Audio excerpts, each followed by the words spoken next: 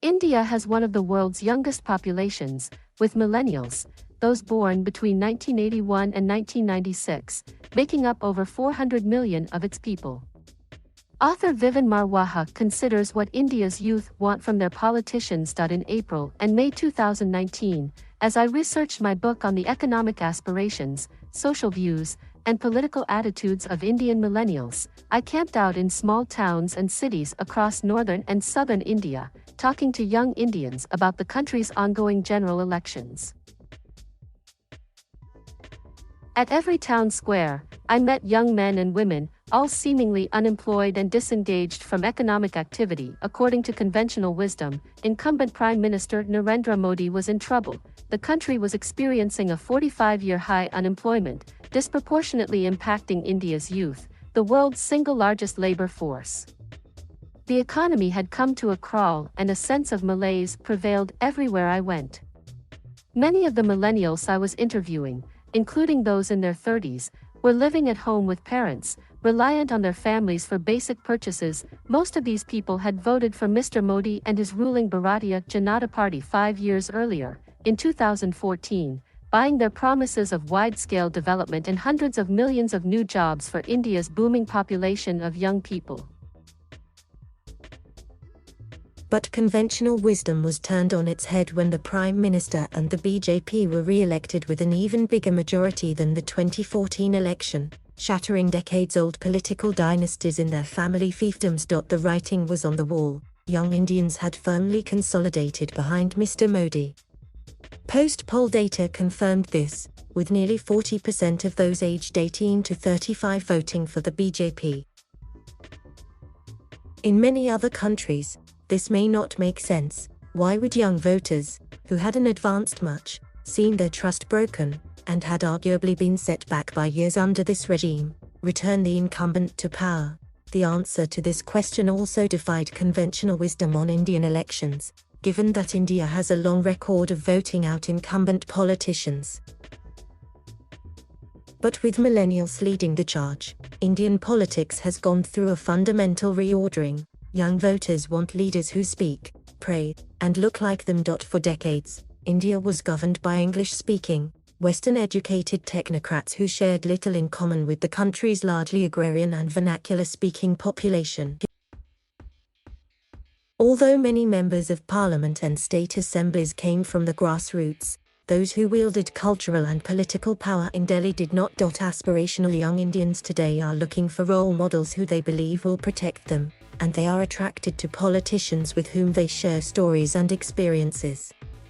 Language is a particularly emotional issue. English has long been a reserve of the Indian elite, and an aspiration of middle-class Indians seeking upward social mobility. But in the 2019 elections, Hindi-speaking politicians, shattering the last vestiges of these elites, were rewarded by voters, while the opposition Indian National Congress, led by English-speaking dynasts from the Nehru-Gandhi family, was nearly wiped clean from the country's Hindi belt, states mainly comprising Hindi-speaking people. As I spoke to Indian millennials, they told me about how Mr. Modi delivered speeches in Hindi to audiences in New York, London, and Sydney, and how proud that made them. The thinking went, if he can make it there, so can we. In an unstable and volatile economy, Indian millennials seek leaders who promise stability and security, and Mr. Modi and his party's messaging captured this sentiment to impressive results. Shortly after the 2019 Pulwama bombings in Kashmir, and the subsequent airstrike in Balakot in Pakistan, every BJP leader added the designation of Chowkidar to their Twitter handle, signaling their promise to Indians to protect them from all enemies, foreign and domestic. To many in India's Hindu majority, it assures them that the BJP has their back, promising them benefits, public services, and welfare schemes.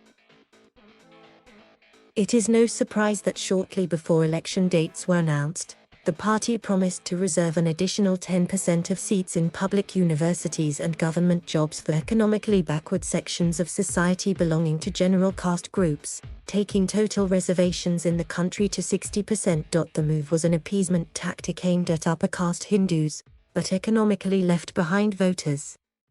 As the country wasn't creating enough jobs for its youth, it became imperative to secure government jobs for these voters. A government job becomes lifetime employment, crucial protection for those being left behind after years of jobless growth, an economy experiencing growth without an expansion of jobs. As hundreds of millions of Indians were lifted out of poverty in the decades after the country's 1991 economic reforms, India's next generation, its millennials, want to more than just survive.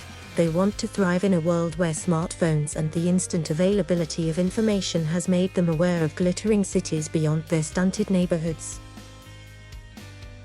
And although his government has not delivered employment growth or kept its economic promises, Mr. Modi speaks the language and aspiration of these millennials, offering them bullet trains, world-class cities, and a country that shines on the world stage. Mr. Modi's own attire is aspirational, in retiring the traditional white kurta and pajama that had become the standard uniform for male politicians. The Prime Minister's wardrobe of expensive, well-made, colorful garments highlights not just his own upward mobility, but that of the country.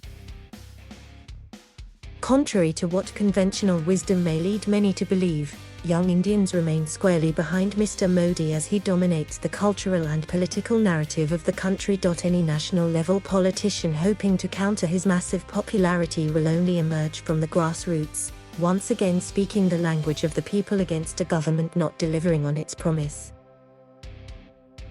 Vivan Marwaha is the author of What Millennials Want. Thank you for watching. Please subscribe.